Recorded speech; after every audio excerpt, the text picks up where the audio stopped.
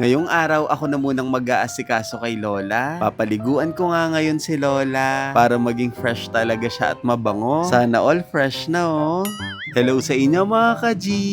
Napakaaga ko nga nagising ngayong araw. Nakita ko nga dito na napakasarap pa ng tulog ni Eliza at Mama. Diyos ko, nakatulog si Mama, nakatoto yung bitis niya. Patagal lang managinip yabala na pa-foots pa yung bitis.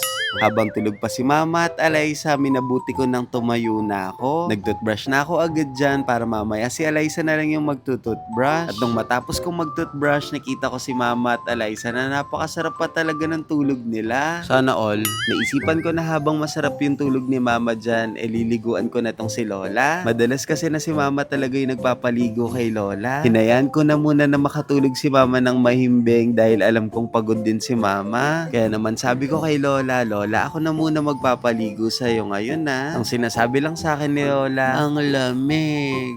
Diyos ko, pebokolan ko napin mapaling danong bantang masyadong marumlay Lola. Uning si Lola dahil matanda na, madali na talaga siyang ginawin. Si Lola 86 years old na. Sabi ko kay Lola, isadsad niya ng 100 years old para makakuha siya ng 100,000. Joke lang yon mga ka-G, pero gusto ko talaga na humaba pa talaga yung buhay ni Lola. Gusto ko sana na pagka naabot ko na yung mga pangarap ko, nandun pa si Lola. At gusto ko sana na maranasan ni Lola na makapag-travel kami sa ibang bansa. Gusto ko kasi iparanas kay Lola na makasakay siya ng eroplano. Matapos kong liguan si Lola, kinudkod ko na tong higaan niya dahil medyo mapanghito. At nung matapos ko nang liguan yung higaan ni Lola, nilabas ko na to para matuyo, niligay ko na lang dito sa taas ng e-bike. Matapos noon, sinuotan ko na rin agad ng diaper si Lola. Binihisan ko na rin siya dyan para hindi siya ginawin. Para fresh na talaga si Lola dyan, pinolbuhan at pinabanguhan ko na rin siya dyan. Matapos noon, sabi ko kay Lola, ba Lola, nagmukha kang bata ah. Aba Lola, nagmukha kang 30 years old. Hindi nagsasalita si Lola pero nila-like zone niya lang ako.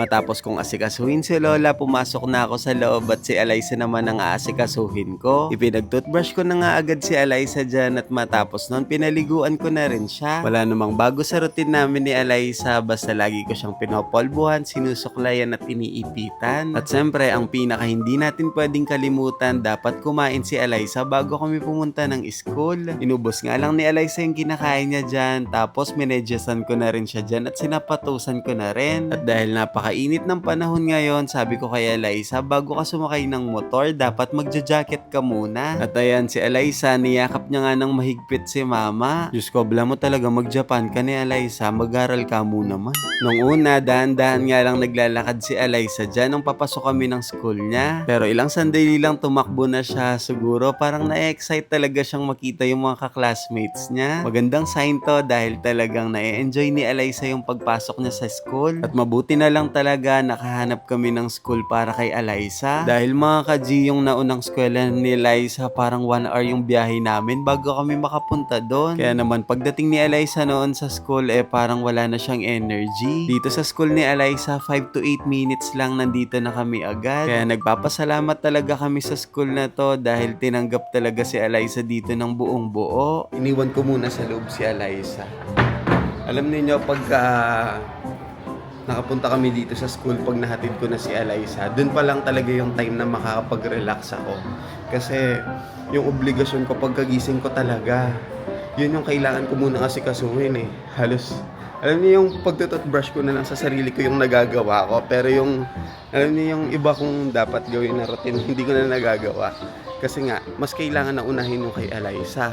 Sa sobrang busy ko sa pag-aasikaso kay Eliza, hindi na ako nakapag-almusal. Kahit nga tubig, hindi na ako nakainom. At dahil 2 hours lang naman yung klase ni Eliza ngayon, sabi ko titiisin ko na lang muna. At shoutout nga pala sa inyo.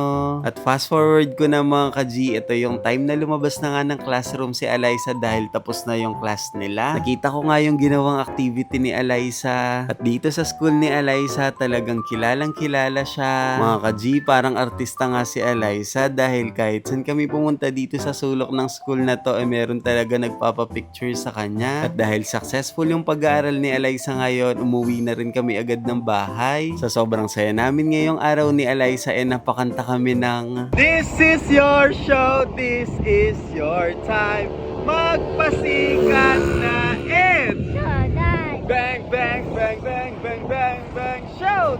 O paano ba yun mga ka-G? Hanggang dito na lang muna. Kita na lang tayo ulit bukas. Bye-bye sa inyo mga ka-G.